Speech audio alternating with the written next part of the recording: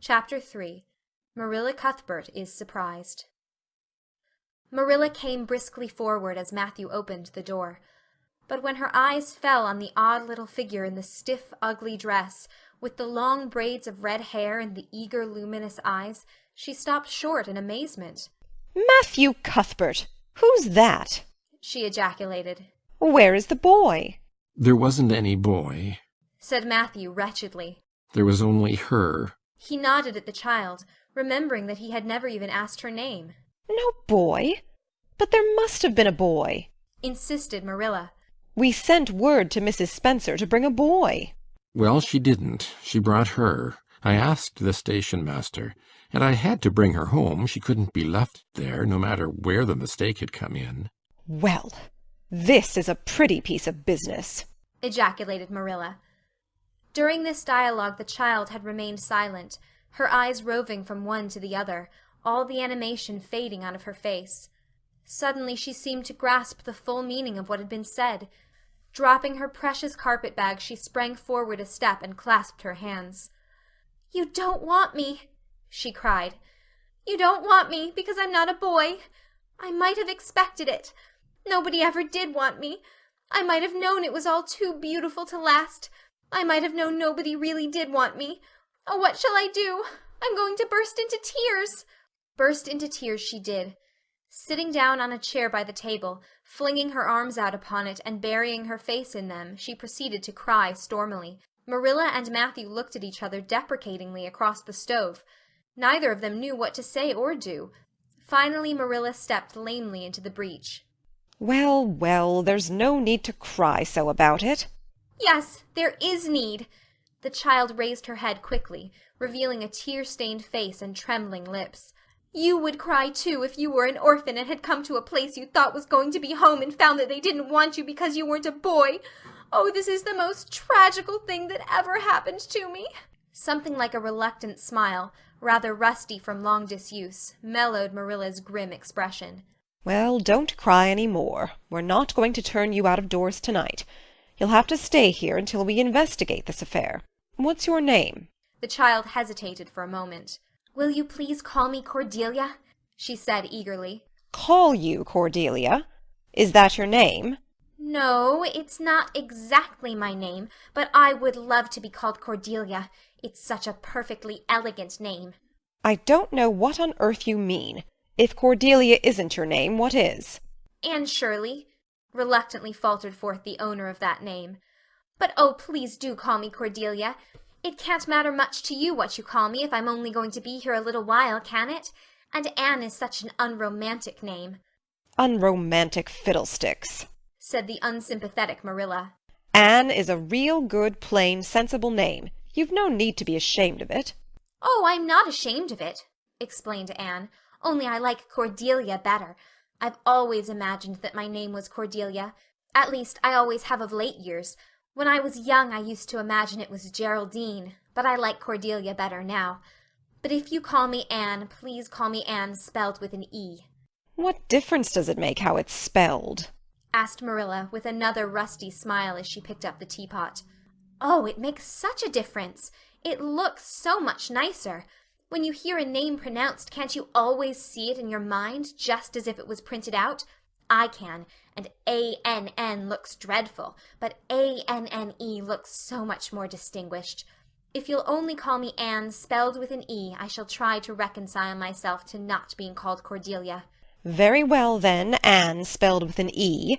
Can you tell us how this mistake came to be made? We sent word to Mrs. Spencer to bring us a boy. Were there no boys at the asylum?" "Oh, yes, there was an abundance of them. But Mrs. Spencer said distinctly that you wanted a girl about 11 years old, and the matron said she thought I would do. You don't know how delighted I was. I couldn't sleep all last night for joy. Oh," she added reproachfully, turning to Matthew, "why didn't you tell me at the station that you didn't want me and leave me there? If I hadn't seen the White Way of Delight and the Lake of Shining Waters, it wouldn't be so hard." "What on earth does she mean?" demanded Marilla, staring at Matthew. She's just referring to some conversation we had on the road," said Matthew hastily. "I'm going out to put the mare in, Marilla. Have tea ready when I come back." "Did Mrs. Spencer bring anybody over besides you?" continued Marilla when Matthew had gone out. "She brought Lily Jones for herself. Lily is only 5 years old and she is very beautiful and has nut-brown hair. If I was very beautiful and had nut-brown hair, would you keep me?" No, we want a boy to help Matthew on the farm. A girl would be of no use to us. Take off your hat. I'll lay it and your bag on the hall table. Anne took off her hat meekly. Matthew came back presently and they sat down to supper. But Anne could not eat. In vain she nibbled at the bread and butter and pecked at the crab-apple preserve out of the little scalloped glass dish by her plate. She did not really make any headway at all. "You're not eating anything," said Marilla sharply, eyeing her as if it were a serious shortcoming. Anne sighed. "I can't. I'm in the depths of despair. Can you eat when you are in the depths of despair?" "I've never been in the depths of despair, so I can't say," responded Marilla. "Weren't you? Well, did you ever try to imagine you were in the depths of despair?" "No, I didn't." "Then I don't think you can understand what it's like. It's a very uncomfortable feeling indeed. When you try to eat, a lump comes right up in your throat and you can't swallow anything, not even if it was a chocolate caramel. I had one chocolate caramel once 2 years ago and it was simply delicious. I've often dreamed since then that I had a lot of chocolate caramels, but I always wake up just when I'm going to eat them. I do hope you won't be offended because I can't eat. Everything is extremely nice, but still I cannot eat," I guess she's tired. said Matthew, who hadn't spoken since his return from the barn. Best put her to bed, Marilla. Marilla had been wondering where Anne should be put to bed. She had prepared a couch in the kitchen chamber for the desired and expected boy. But although it was neat and clean, it did not seem quite the thing to put a girl there somehow. But the spare room was out of the question for such a stray waif, so there remained only the East Gable room. Marilla lighted a candle and told Anne to follow her, which Anne spiritlessly did, taking her hat and carpet-bag from the hall table as she passed. The hall was fearsomely clean. The little gable chamber in which she presently found herself seemed still cleaner. Marilla set the candle on a 3-legged, 3-cornered table and turned down the bedclothes. "I suppose you have a nightgown?" she questioned. Anne nodded. "Yes, I have 2. The matron of the asylum made them for me. They're fearfully skimpy. There is never enough to go around in an asylum, so things are always skimpy. At least in a poor asylum like ours. I hate skimpy night-dresses. But one can dream just as well in them as in lovely trailing ones with frills around the neck. That's one consolation." "Well, undress as quick as you can and go to bed. I'll come back in a few minutes for the candle. I daren't trust you to put it out yourself. You'd likely set the place on fire." When Marilla had gone, Anne looked around her wistfully. The whitewashed walls were so painfully bare and staring that she thought they must ache over their own bareness. The floor was bare too, except for a round braided mat in the middle such as Anne had never seen before. In one corner was the bed, a high, old-fashioned one, with 4 dark, low-turned posts. In the other corner was the aforesaid 3-cornered table, adorned with a fat, red velvet pincushion, hard enough to turn the point of the most adventurous pin. Above it hung a little 6-by-8 mirror. Midway between table and bed was the window, with an icy white muslin frill over it, and opposite it was the washstand. The whole apartment was of a rigidity not to be described in words, but which sent a shiver to the very marrow of Anne's bones. With a sob she hastily discarded her garments, put on the skimpy nightgown, and sprang into bed, where she burrowed face downward into the pillow and pulled the clothes over her head. When Marilla came up for the light, various skimpy articles of raiment scattered most untidily over the floor, and a certain tempestuous appearance of the bed, were the only indications of any presence save her own. She deliberately picked up Anne's clothes, placed them neatly on a prim yellow chair, and then, taking up the candle, went over to the bed. "Good night," she said, a little awkwardly but not unkindly. Anne's white face and big eyes appeared over the bedclothes with a startling suddenness.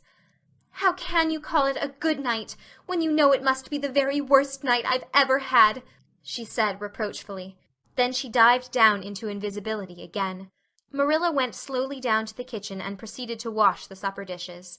Matthew was smoking, a sure sign of perturbation of mind.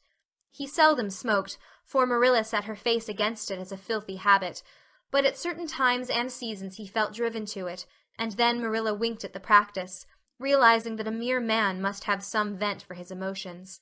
"Well, this is a pretty kettle of fish," she said wrathfully. This is what comes of sending word instead of going ourselves. Richard Spencer's folks have twisted that message somehow. One of us will have to drive over and see Mrs. Spencer tomorrow, that's certain. This girl will have to be sent back to the asylum. Yes, I suppose so, said Matthew reluctantly. You suppose so? Don't you know it? Well, now, she's a real nice little thing, Marilla. It's kind of a pity to send her back when she's so set on staying here. Matthew Cuthbert, you don't mean to say you think we ought to keep her? Marilla's astonishment could not have been greater if Matthew had expressed a predilection for standing on his head. Well, now, no, I suppose not. Not exactly, stammered Matthew, uncomfortably driven into a corner for his precise meaning. I suppose we could hardly be expected to keep her. I should say not. What good would she be to us? We might be some good to her, said Matthew suddenly and unexpectedly. Matthew Cuthbert, I believe that child has bewitched you. I can see as plain that you want to keep her. Well, now, she's a real interesting little thing, persisted Matthew. You should have heard her talk coming from the station.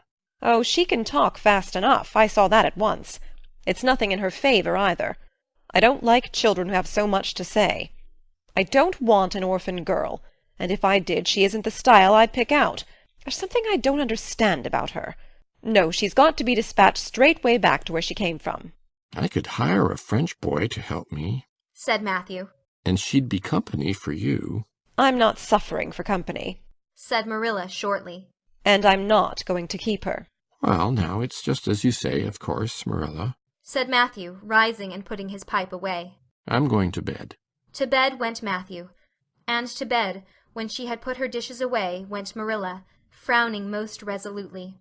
And upstairs in the east gable, a lonely, heart-hungry, friendless child cried herself to sleep. End of chapter 3.